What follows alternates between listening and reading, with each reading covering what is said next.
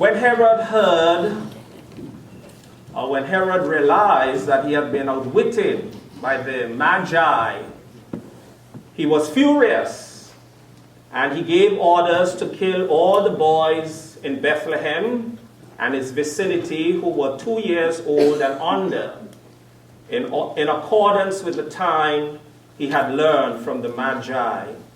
Matthew 3, verse 16. The evil king.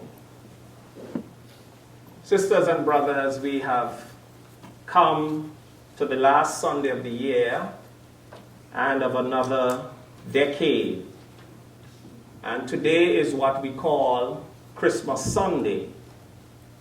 Now that Christmas is past, now that the gifts have been exchanged and unwrapped, and soon the Christmas trees and the decorations will be put away, we are encouraged as we move on from this season to maintain the spirit of Christmas and not to leave it behind.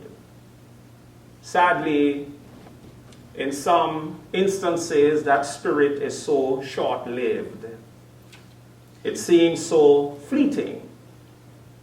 It's never too long between when we sing, "O come, let us adore him," and when individuals seem not to be coming, and they seem not to be so adoring of him. Today, we lit for the last time this year the candles of hope, peace, joy, love, and the Christ candle in our Advent or Christmas wreath. And I pray, my friends, that what these candles signify, what they represent, will remain in our hearts as we enter the new year, as we move into the next decade, that the spirit of goodness, the spirit of love, the spirit of peace and joy will be with us at all times in 2020 and beyond 2020. In the Gospel according to Matthew chapter 2, we are taken beyond the manger into what I call an arena of danger. We are given a glimpse of some of what the baby Jesus experienced as he was growing up. After the homage that was paid to him by the shepherds, to whom the angel had announced the birth of this child, and they came and they worshipped and they left with exceeding joy. After reading about the worship and presentation of the gifts by the Magi, the wise men who were led to the child by the light of a star, Matthew helps us understand not everyone rejoiced. Not everyone was pleased with the news of the child's birth. At least one person was very upset, according to Matthew's narrative. It was Herod. In fact, we are told that he was furious, and his fury led him to order the killing of all boys in Bethlehem and its vicinity who were 2 years and under. And this is an aspect of the story that we should not overlook or gloss over. What Herod did is nothing short of evil. And we have to remember, my sisters and brothers, that with all we have said and heard about Christmas, that evil is real, that there is evil in our world. And this is why Jesus came. This is why God sent his Son into the world, in order to fight against evil, to deliver us from evil. And what Herod did here was what I call an abuse of power and an attack on a very vulnerable population. Herod then can be described as an evil king, an evil person. He manifests all the signs of evil about which we should be aware, so that we can avoid evil in all its forms and shapes in the year and the decade to come. So as we reflect on the passage that was read today, there are some things that we see in Herod that we should try to avoid. Now, this Herod was known as Herod the Great, who ruled as king of the Jews under Roman authority for about 33 years. He ruled for a long time. And here in Matthew's infancy story, we learn a few things about this man that made him an evil individual, an evil king. First, we read about Herod's insincerity. Herod was not being sincere when he said to the wise men or the magi that they should go find the child, and when they found him, that they should bring word to Herod so that he too might come and worship the child. I'm saying to you that when you read that, you discover that Herod was not being sincere. In fact, Herod would tolerate no opposition. The Jews didn't recognize Herod as a legitimate king. So when these wise men, these magi, came searching for the child born king of the Jews, that was not welcome news for Herod. He felt threatened. That was not the kind of news he wanted to hear. So what did he do? He used deception and manipulation and pretended to be interested in worshiping the child in an attempt to get the wise men to assist him in his evil design, his evil scheme. But you know what, my friends? God is opposed to evil in every form that it might appear. And God is on the side of the good and the innocent. The wise men were warned in a dream not to return to Herod, and Joseph, the father of this child, was warned in a dream that Herod was about to search for the child in order to kill him or destroy him. So it shows us how God is able to foil the plans of the evil and the wicked.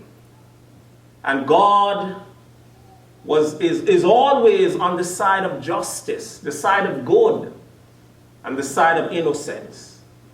So my friends, evil people are masters of insincerity.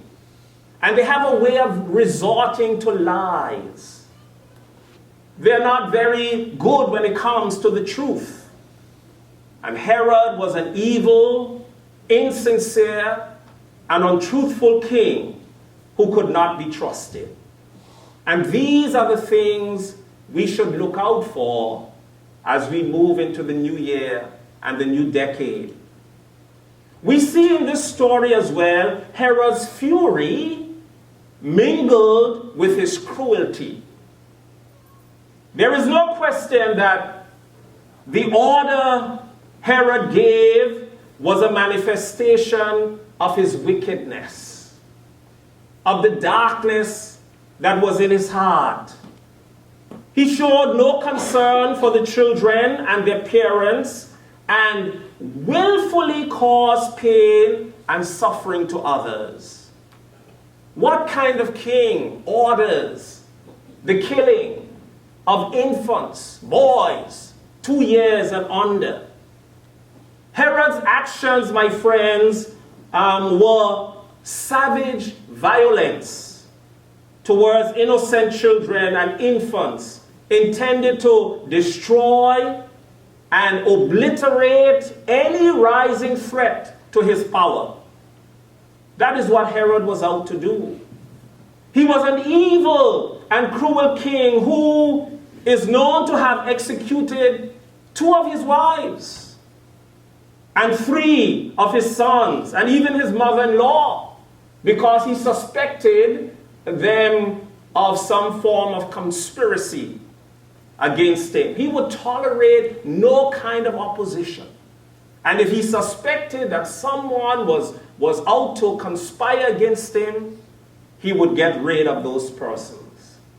So what we are saying today is that evil people use their power to harm, to hurt, instead of to protect and help. Evil, my friends, is a destructive thing. And I believe I told you before, someone brought this to my attention, that the very spelling of the word evil indicates that it is anti-life. It is against life. Evil, as you know, is live or live turned backward. So those who participate in evil are against life. They're out to destroy life. They're out to snuff out life, of the life of the innocent and the good. And so as we move into 2020, let us be aware of the cruelty, the anger that some people exhibit, and the lengths to which they would go to ensure that no one gets in their way. No one threatens their power. And so, my friends, I end today by saying that Herod behaved selfishly. He had an egotistical, self-centered, narcissistic personality whose consideration for others depended only on how much they benefited him, how much he could get out of them, how much he could use them. In other words, he used others to serve his purpose. His only concern was protecting his position. So when he realized that he was outwitted by the Magi, when they did not return to him as he told them, he carried out one of the most heinous acts by ordering the killing of innocent toddlers. He was an evil king, obsessed with his own power. My friends, evil people do not care how their actions affect others. They care only about themselves and always take things personally. And so as we come to the end of another year, and as we approach 2020, let us shun evil in whatever form it might take. Let us seek after truth and sincerity. Always stand for truth, no matter what it might cost you.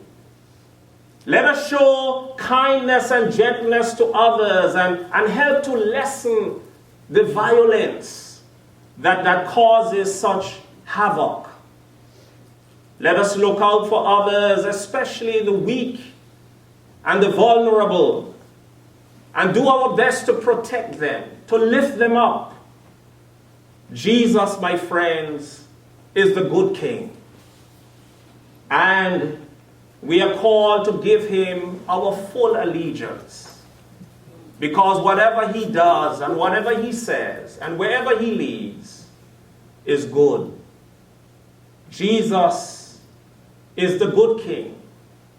So look to him and let him guide and inspire us to carry out acts of goodwill, acts of kindness, showing love and generosity of spirit and kindness to all we meet. So may the Lord, who has brought us safely to this day, continue to guide us safely in the days to come. And may you do all in your power to exhibit that gracious spirit, the goodness that the Lord has shown us in Jesus Christ. In the name of the Father, and of the Son, and of the Holy Spirit. Amen.